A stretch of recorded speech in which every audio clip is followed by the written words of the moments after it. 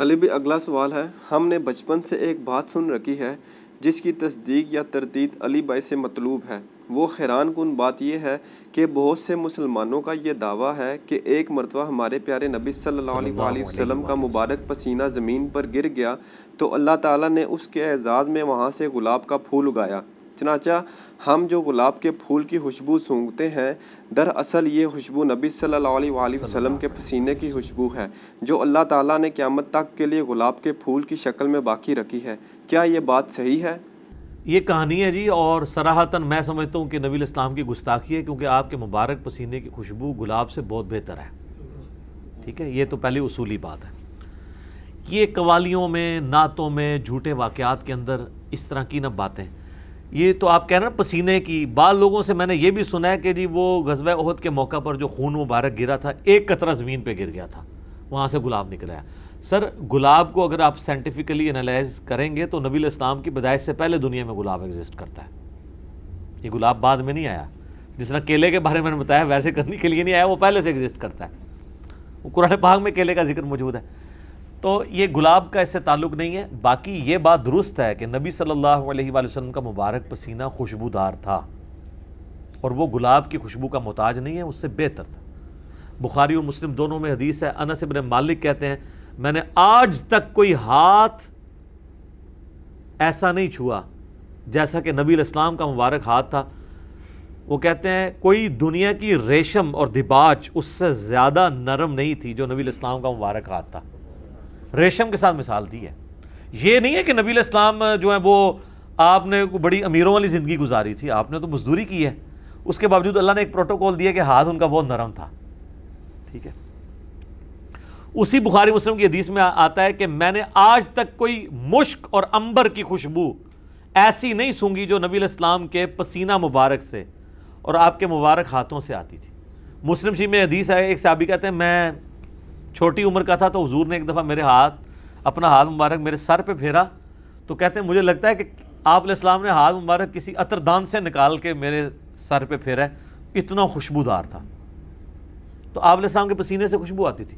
بخاری مسلم دونوں میں حدیث ہے کہ ام سلیم کہتی ہیں کہ نبی الاسلام ایک دفعہ سوئے ہوئے تھے تو آپ کو سوتی ہوئی حالت میں بہت پسینہ آتا تھا، تو ایک کھلے برتن کے وہ لے کے آئیں، ایک کھلا برتن، اور نبی الاسلام کے مبارک پسینے کو انہوں نے جمع کیا۔ حضور کی آنکھ کھل گئی، آپ فرمایا یہ کیا؟ ان کا جی اس طرح آپ کا پسینہ انتہائی خوشبودار ہے، ہم اس کو خوشبو کے طور پہ اپنی خوشبو میں ملا کے استعمال کرتے ہیں، اپنی خوشبو میں بھی خوشبو کرنے کے لیے۔ ٹھیک ہے، اور مسلم شریف کی ایک حدیث میں ہے کہ ایک عورت آئی کہ میری بچی کی شادی ہے تو میں آپ کا پسینہ لینے کے لیے آئی ہوں، ٹھیک ہے، خوشبو کے طور پہ۔ اچھا، وہ بخاری مسلم کی اس حدیث میں ام سلیم نے جب یہ جواب دیا تو حضور نے فرمایا تم نے اچھا کام کیا، یعنی آپ نے اس کی تعریف کی۔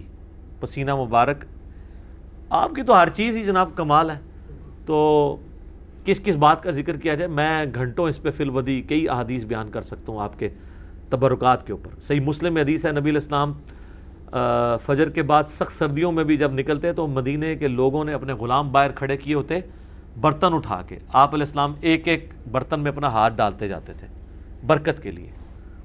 بخاری مسلم میں کتنی حدیثیں ہیں کہ نبی علیہ السلام وضو کر کے جب فارغ ہوتے تھے تو صحابہ کرام آپ کے وضو کا پانی اپنے چہرے پہ ملتے تھے۔ وہ ایک تشت میں آپ کو وضو کروایا جاتا تھا نا ایک برتن کے اندر، تو اس سے، اور جس کو نہیں ملتا تھا وہ دوسرے سے لے کے مال لیتا تھا برکت کے لیے۔ ظاہر ہے وہ تو برکت ہی ہے۔ یہ تو چھوڑ دیں، تھوک مبارک کی کیا برکت ہے؟ بخاری مسلم دونوں میں حضرت علی کو اشوب چشم تھا غزوہ خیبر کے موقع پر، حضور نے جب بلایا ہے تو ان کی تو آنکھیں بھی نہیں کھل رہی تھی، تو آپ نے مبارک لعاب لگایا تو شفا ہوگی۔ اشوب چشم ایک وائرل ڈیزیز ہے سر، میں اس کو بھگت رہا ہوں، 2016 میں بھی تھی، آج 2020 ہو گئے، میری آنکھیں دوبارہ ریکور نہیں اس طرح ہو سکی۔ تو ایک لمحے میں جناب اشوب چشم ختم ہو جائے، کیا ہی بات ہے۔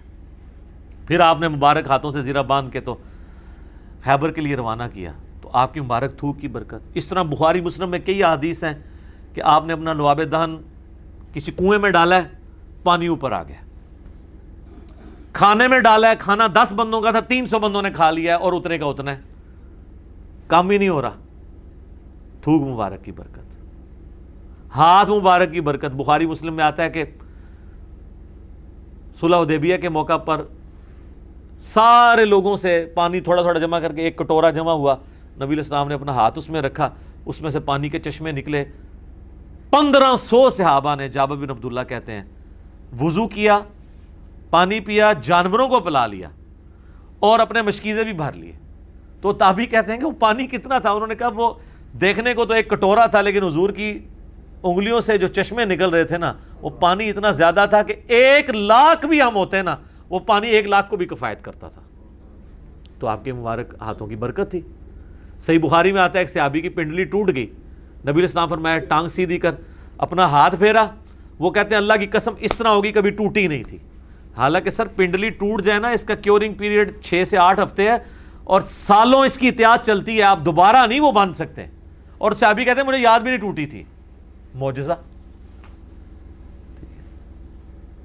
بخاری مسلم میں آتا ہے کہ ایک شخص نے جمعے کے خطبے کے دوران کہا یا رسول اللہ مویشی علاقوں کے دعا کریں بارش کے لیے. دعا کی، اسی ٹائم بارش شروع ہوئی، اگلے جمعے تک جاری رہی. اگلے جمعے وہی بندہ کھڑا ہو گیا کہ ہمارے گھر جو ہیں وہ اب پانی ان میں ٹپکنے لگا. آپ بس یہ دعا کریں کہ زمینوں پہ سائڈ پہ ہو، گھروں پہ نہ ہو. تو بخاری مسلم کے الفاظ ہیں، آپ نے یوں انگلی سے بادلوں کو اشارے کیے.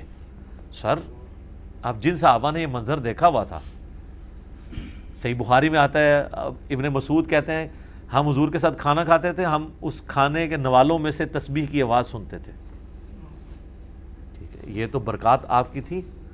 جابر بن عبداللہ کہتے ہیں مسلم شریف میں حدیث ہے کہ ایک سفر کے دوران حضور نے مجھے کہا ان 2 درختوں کو کہو کہ اللہ کے نبی کہہ رہے ہیں مل جاؤ، میں نے رفع حاجت کرنی ہے.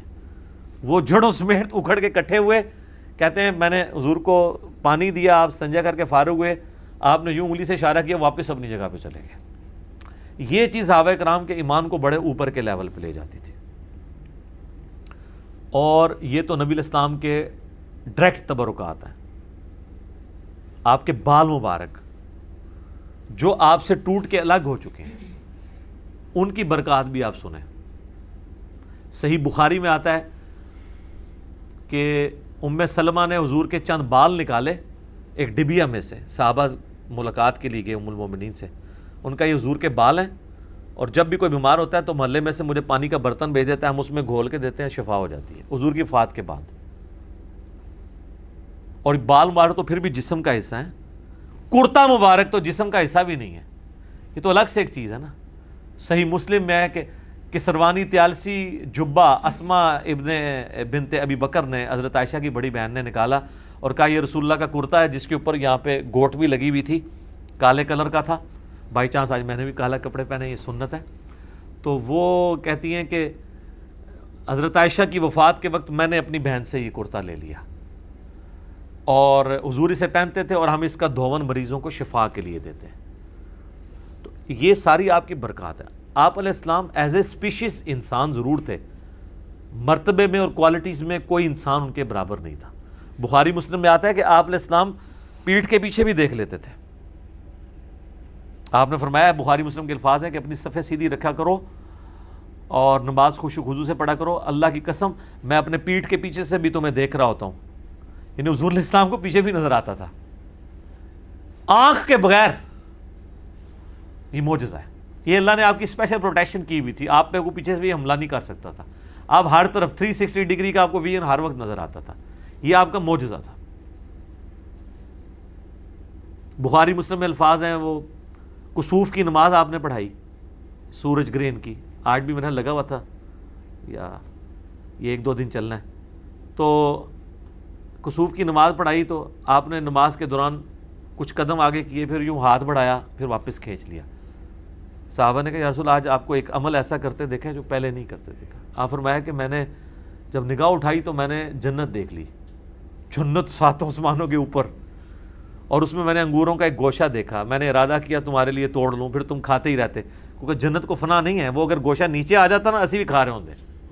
جی جنت کو موت نہیں ہے. جنت میں آپ جب کھائیں گے، کھا کے فارغ ہوں گے، پھر وہاں ایک گوشہ اور لگ جائے گا. جنت کو چھوڑ دیں. بخاری مسلم میں آتا ہے حضرت ابو ہریرہ کو حضور نے وہ ایک تھیلی میں کھجوریں دی تھیں، پوری زندگی کھاتے رہتے تھے. وہ ایک دفعہ ان سے پھر الٹ گئی تو اس کے بعد وہ ہوا، جب تک وہ کھاتے رہے. ٹھیک ہے نا. تو آپ علیہ السلام اب آپ دیکھیں کہ نگاہ کہاں پہنچی ہے؟ جنت میں. ہاتھ بھی پہنچ رہے ہیں. تو یہ جو لوگ بعض اوقات گستاخی کرتے ہوئے کہتے ہیں نبی کے بھی 2 ہاتھ ہمارے بھی 2 ہاتھ, اس طریقے سے کبھی بھی کسی صحابی نے توحید نہیں بیان کی ہے. یہ نان سینس اپروچ ہے. آپ ایک بات طریقے سے بیان کریں جو حدیث میں آئی ہے کہ میں بھی ایک انسان ہوں, اللہ کا قاصد قریب ہے, میرے پاس آئے موت کا فرشتہ اور میں بھی چلا جاؤں, جو غدیر خم کے شروع میں آتی ہے. اس طریقے سجدہ صاحب کی حدیثیں جو بخاری مسلم میں آتی ہیں, میں بھی ایک انسان ہوں, جس طرح تم بھولتے ہو میں بھی بھول جاتا ہوں. اب یہ الفاظ استعمال کریں. باقی آپ علیہ السلام کی جو کوالٹیز اللہ نے آپ کو دی ہیں وہ اتنی ایکسٹرا آرڈنری ہیں. آپ کی ایک ایک چیز کو اگر کنسیڈر کیا جائے نا تو اس پہ گھنٹوں بولا جا سکتا ہے. جسے شوق ہونا یہ مشکات المصابیح کی 3 جلد میں نبی علیہ السلام کے معجزات کا چیپٹر پڑھ کے دیکھ لیں تو پتہ چل جائے گا کہ آپ صلی اللہ علیہ وآلہ وسلم کو اللہ تعالیٰ نے کیا کیا کوالٹیز دی ہیں جو فزیکلی لوگوں نے آبزرو کی ہیں. آپ صلی اللہ علیہ وآلہ وسلم, صحابہ کہتے ہیں جب آپ چلتے تھے آپ کے ساتھ کو پیدل چل نہیں سکتا تھا. ہاں تھک جاتے تھے, آپ تھوڑا تیز چلتے تھے اور جھکے ہوئے جیسے کوئی ڈھلوان سے نیچے اتر رہا ہے تو لوگ نہیں چل سکتے تھے آپ کے ساتھ, تھک جاتے تھے. داڑھی دیکھ لیں وفات تک سفید نہیں ہوئی. بخاری مسلم دونوں میں الفاظ ہیں. انس ابن مالک کہتے ہیں میں اگر گننا چاہتا, یہ وہ شخص کہہ رہا ہے جو 10 سال حضور کو وضو کروا رہا ہے, سر 10 سال میں کتنی نمازیں آئی ہوں گی. کیا خوش نصیبی ہے جی انس ابن مالک کی, اس نے حضور کو کتنی دفعہ وضو کروایا ہے تو کرتے ہوئے دیکھا ہے. تو کہتے ہیں وفات کے وقت اگر میں داڑھی اور سر کے ملا کے بھی گنتا نا تو 20 سے زیادہ بال سفید نہیں تھے. 20 سے زیادہ تو میرے سفید ہیں. کالی داڑھی خوبصورتی کی علامت ہے, اسی لیے آپ علیہ السلام کی وفات تک داڑھی کالی رہی. اور داڑھی آپ کالی کر بھی سکتے ہیں, اس پہ میرا ایک کلپ آ چکا ہے. داڑھی کو بلیک کرنا, اس میں نے دلائل ماشاءاللہ وہ 4 لاکھ سے زیادہ لوگ دیکھ چکے ہیں. 25 منٹ میں نے پورا مقدمہ بیان کیا ہے کہ وہ ممانعت کن احادیث کے میں کس کے بارے میں آئی. نبی علیہ السلام کو ضرورت نہیں پڑی, اللہ نے ان کو خوبصورتی کی علامت بنایا تھا. آپ کی داڑھی وفات تک کالی رہی ہے. تو یہ اللہ تعالیٰ نے آپ کو ایک اعزاز دیا ہے. اس کے علاوہ بھی آپ صلی اللہ علیہ وآلہ وسلم کے جسم مبارک کو اگر آپ کنسیڈر کریں, وفات تک آپ کی آنکھوں کی بینائی کا معاملہ دیکھ لیں, آپ علیہ السلام کے چہرے پہ گوشت مبارک دیکھ لیں, ہتھیلیوں کا بھرا ہونا دیکھ لیں, کوئی بھی چیز. ظاہر ہے 63 ایئرس کیا ایج ہوتی ہے, 63 بھی ہمارے لیونر ایئرس کے اعتبار سے ویسے 61 بنتی ہے جو ہم اس وقت سولر کیلنڈر لے کے چل رہے ہیں. تو یہ گلاب کے بارے میں یہ بات کرنا کہ نبی علیہ السلام کے پسینے سے بنا ہے, تو میں نے اس کا نیا اینگل کھول دیا کہ یہ تو گستاخی ہے. آپ گلاب کی خوشبو کو حضور کے پسینے والی مانتے ہیں, اسی سے ان کو بات سمجھ آئے گی. گلاب کی خوشبو کیا ہے؟ مشک اور عنبر کے بارے میں. مشک اور عنبر کبھی آپ, مہنگی ترین خوشبوئیں, یہ کبھی آپ استعمال کر کے دیکھیں جناب.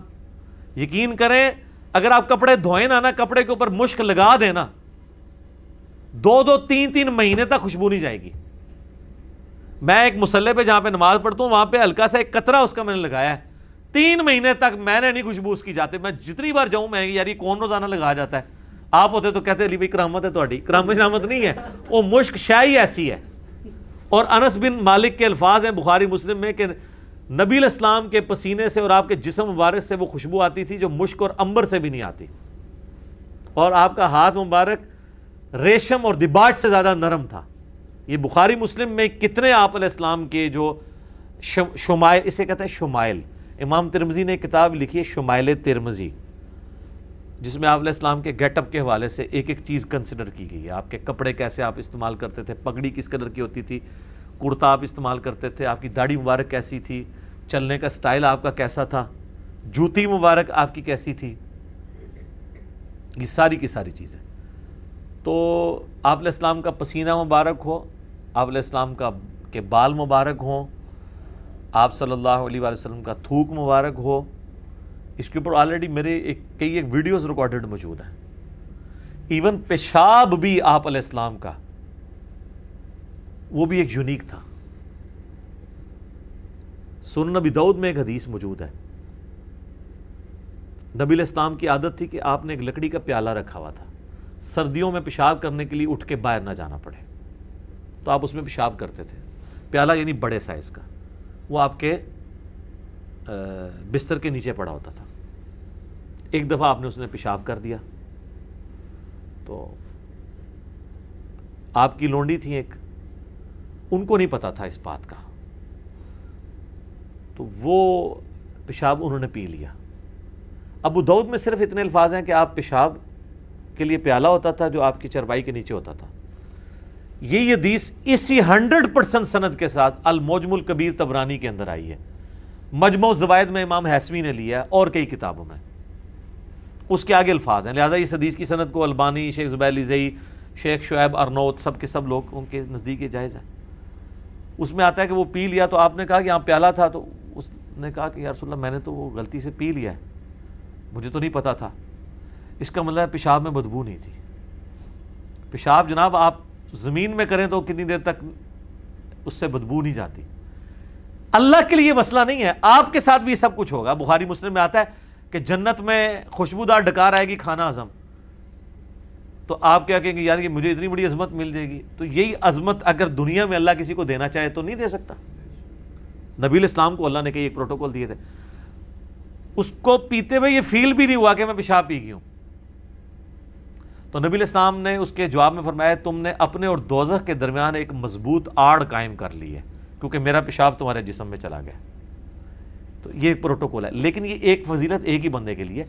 اس حدیث سے جس طرح ہمارے بریلوی علماء بیٹھ کے لوگوں کو ترغیب دلا رہے ہوتے ہیں پیشاب پینے کی اور پلا اپنا رہے ہوتے ہیں, ہاں ان کا یہ مجھے بتائیں, چلے پیشاب والی تو میں کو ویڈیو نہیں آپ کو دکھا سکتا, لیکن پسینے والی ویڈیو تو آپ نے دھرنوں میں نہیں دیکھی 2014 کے قادری صاحب کے دھرنوں میں, وہ انہوں نے اپنا پسینہ پونچھ کے آپ کو ٹیشو پیپر نہیں دیے, تھوک والے بھی ہے. پھر مدنی چینل کے اوپر آپ نے نہیں دیکھا کہ وہ منہ سے بوٹیاں چبا کے بوٹیاں دے رہے ہیں, منہ سے نکال کے ہڈیاں, اور یہ وہ لوگ لے رہے ہیں جو کہ ماں باپ کا جھوٹا کھاتے ہوئے بھی شرم محسوس کرتے ہیں.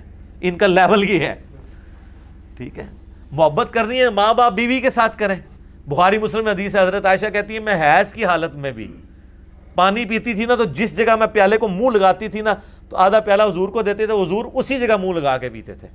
اور میں اگر بوٹی حیض کی حالت میں بھی, عام حالت تو چھوڑ دیں, بوٹی کھاتی تھی تو آدھی حضور کو دیے, تو جہاں سے میں نے چبائی ہوتی تھی وہیں سے چباتے. محبت کا اظہار, جن کے ساتھ محبت کا اظہار کرنا ہے ان کے ساتھ کتے بنے ہوئے ہوتے ہیں, بیوی بچوں اور ماں باپ کے ساتھ, اور جن کے ساتھ وہی والا سلوک کرنا چاہیے وہ اس لیے کہ وہ ان کو اپنے کتے سمجھ رہے ہوتے ہیں نا. یہ اپنے ناموں کے ساتھ لکھتے ہیں, میں سگے فلاؤں, میں سگے فلاؤں, میں سگے فلاؤں. ان کے یہ جناب یہ کر رہے ہوتے ہیں. میرا خیال شاید ان کی ہڈیاں کھاتے ہیں, اس لیے کہتے ہیں ہم ان کے وہ ہیں, ان کی بچی ہوئی ہڈیاں کھا رہے ہوتے ہیں نا. تو یہ سارے پروٹوکول انہوں نے ان کو دیے ہوئے ہیں. مجھے کوئی ضعیف روایت دکھائے کہ حضرت ابوبکر نے اپنا پسینہ یا پیشاب کبھی کسی کو یا خون دیا ہو کہ یہ لو تبارک رکھ لو. نبی الاسلام کا پروٹوکول تھا پسینہ مبارک کا. پیشاب والی بھی ایک حدیث ملتی ہے, آپ نے کبھی صحابہ کو ترغیب نہیں دلائی. خون کی بھی ملتی ہے سنن کبریٰ البیہقی کے اندر. گوشت کی صحت میں اختلاف ہے, لیکن بڑے بڑے محدثین اسے صحیح بھی سمجھتے ہیں. ہمیں کوئی آر نہیں ہے اس کو بیان کرنے میں کہ عبداللہ ابن زبیر رضی اللہ تعالی عنہما کو نبی علیہ السلام نے ایک دفعہ وہ کپنگ کروائی, پچھنے لگوائے. وہ 56 نمبر پوائنٹ ہے نا, یہ دو شانوں کے درمیان. ایک دفعہ میں نے بھی سنت پوری کی ہے کروا کے. وہ تو خون پیالے میں نکلا, تو عبداللہ ابن زبیر کو آپ نے فرمایا کہ اس کو نہ کسی محفوظ جگہ جا کے دفن کر دو. وہ گئے, بڑا انہوں نے کہا میں کہاں, پھر ان کے دماغ میں کسی بات آئی میں پی کیوں نہ لوں. نبی علیہ السلام کا خون مبارک وہ پی گئے. تو حضور نے بعد میں پوچھا کہ ان کا یا رسول اللہ میں نے تو وہ پی لیا ہے. تو آپ نے فرمایا کہ تجھ پہ پھر اب جہنم کی آگ حرام ہو گئی ہے. ٹھیک ہے, یہ ایک واقعہ ہے. اس کے بعد یہ نہیں ہوا کہ حضور پچھنے لگواتے تھے اور صحابہ وہاں کھڑے ہوتے تھے خون لینے کے لیے, نہیں. یہ کسی ایک کو فضیلت کسی طریقے سے ملنی تھی, مل گئی. ہاں جو واقعات ہیں نا جو تواتر سے ڈزنز آف ٹائم رپورٹ ہوئے ہیں, وہ ہے پسینہ مبارک کی حدیثیں, اور وہ ہیں لعاب دہن مبارک کی حدیثیں, یا ہاتھ مبارک آپ نے کہیں رکھ دیا اس کی حدیث. یہ پیشاب اور خون والی میں اس لیے بیان کر رہا ہوں, یہ میری ایمانداری تھی کہ میں ان روایتوں کو بیان کرتا, کیونکہ بریلوی کہیں گے یہ بیان نہیں کرتے. اور اس میں سے جو بریلویوں نے رزلٹ نکالا ہوا ہے نا, اور وہ انہوں نے تو پتہ نہیں اور بھی کیا کچھ بیچ میں بنایا ہوا ہے, خود سے بھی جعلی روایتیں بیان کر کے یہ دو ہی روایتیں ہیں جو میں نے بیان کر دی ہیں، اور یہ دو ایک واقعات ہیں، اس سے پوری نیریٹو یا ڈاکٹرن نہیں کھڑی ہوتی، اس سے صرف نبی علیہ السلام کی فضیلت ثابت ہوتی ہے، آپ کے خون مبارک کی اور پیشاب مبارک کی، لیکن اس سے یہ نہیں کہ آپ نے کبھی ترغیب دلائی ہو۔ دیکھیں، نہ اس لونڈی کو آپ نے پیشاب پینے کا کہا اور نہ ابن زبیر کو خون پینے کا کہا، لیکن دوسری طرف آپ علیہ السلام اپنا تھوک مبارک خود کھانے میں ڈالتے تھے برکت کے لیے، ہاتھ مبارک خود ڈال دیتے تھے برکت کے لیے، اور بخاری مسلم میں درجنوں حدیثیں ہیں کہ وضو کا پانی ایون بلغم بھی گرتا تھا تو صحابہ وہ لیتے تھے۔ صلح حدیبیہ کے موقع پر جو عروہ ابن مسعود نے وہ دیکھا تھا، کنکھیوں سے یوں دیکھتا تھا، اس نے آ کے کافروں کو کہا، بخاری کے الفاظ ہے، میں بڑے بڑے بادشاہوں کے دربار میں گیا ہوں، ہائے ہائے ہائے، میں کیسر و کسریٰ کے پاس گیا، میں نے کبھی کسی کے ماننے والوں کو اتنی تعظیم کرتے ہوئے نہیں دیکھا اپنے سردار کی جو رسول اللہ کے اصحاب کرتے ہیں۔ خدا کی قسم، یہ بخاری کے الفاظ ہیں، جب وہ بولتے ہیں وہ اتنی خاموشی سے بیٹھے ہوتے ہیں گویا ان کے سروں پہ پرندے بیٹھے ہوئے ہیں، اور جب وہ کوئی حکم دیتے ہیں تو اس کو پورا کرنے کے لیے ایسے جھپٹتے ہیں جیسا کہ لڑ پڑیں گے آپس میں، اور جب وہ وضو کرتے ہیں تو ان کا پانی نیچے نہیں گرنے دیتے، اور اس کو ایسے حاصل کرتے ہیں کہ گویا اس کے لیے آپس میں لڑ پڑیں گے، اور اگر کسی کو نہیں ملتا وہ دوسرے کے ہاتھ سے مل کے اپنے جسم پہ ملتا ہے۔ تو تم ایسے شخص کے ساتھ بہتر ہے معاہدہ ہی کر دو، کیونکہ وہ سہیل ابن عمر نے کہا تھا نا، نعوذ باللہ، یہ تمہارے ساتھی تمہیں دھوکہ دے جائیں گے اے محمد، تو وہ پھر انہوں نے پریکٹیکل اسی پہ حضرت ابوبکر صدیق کو غصہ آیا تھا نا، تو انہوں نے کہا تھا کہ لات اور منات کی شرمگاہیں چاٹو جا کے، یعنی جو تم کام کرتے ہو، یہ نہیں ہے کہ انہوں نے گالی دی تھی، جو کرتے تھے وہی ان کو بتایا تھا کہ تم رسول اللہ کے بارے میں ہمیں یہ ٹونٹ کروا رہے ہو، ہم تو حضور کے لیے اپنی جانیں دینے کے لیے تیار ہیں۔ اور دیکھیں اب دی ہیں، کسی جنگ کے موقع پر بھی حضور کو فرنٹ پہ نہیں آنے دیا صحابہ نے، اللہ ماشاءاللہ حنین کے موقع پر آپ کو فرنٹ سے لیڈ کرنا پڑا تھا، وہ ایک اسپیسیفک کیس ہو گیا تھا، تو باقی تو آپ کا خیمہ پیچھے لگا ہوتا تھا، صحابہ ہی آگے لڑتے تھے، آپ کی دعائیں ساتھ ہوتی تھی۔ احد کے موقع پر بھی کافر اس لیے پہنچ گئے کہ بھگدڑ مچ گئی تھی، تب حضور کے خیمے تک وہ پہنچے، اور اس میں بھی کتنے انصاری شہید ہوئے ہیں، حضرت طلحہ کا ہاتھ شل ہو گیا، ٹھیک ہے، پھر حضور تک وہ پہنچے ہیں، پھر بھی صحابہ کرام جو ہے وہ نبی علیہ السلام کی جان بچانے کا ذریعہ اللہ نے ان کو بنایا۔ تو آپ علیہ السلام کا ترغیب دلانا الگ سے ہے، یہ بریلوی جو اس معاملے کے اوپر ایک پوری ڈاکٹرن کھڑی کرتے ہیں نا، وہ غلط کرتے ہیں، وہ پھر ایک ایسا معاملہ ہو جاتا ہے کہ جس سے آپ یعنی ایک پھر ایتھیسٹ اور غیر مسلم ان باتوں کے اوپر اعتراض کرتے ہیں۔ تھوک مبارک تک تو آپ ڈیفینڈ کر لیں گے، لیکن خون اور پیشاب کے بارے میں آپ کہاں تک ڈیفینڈ کریں گے؟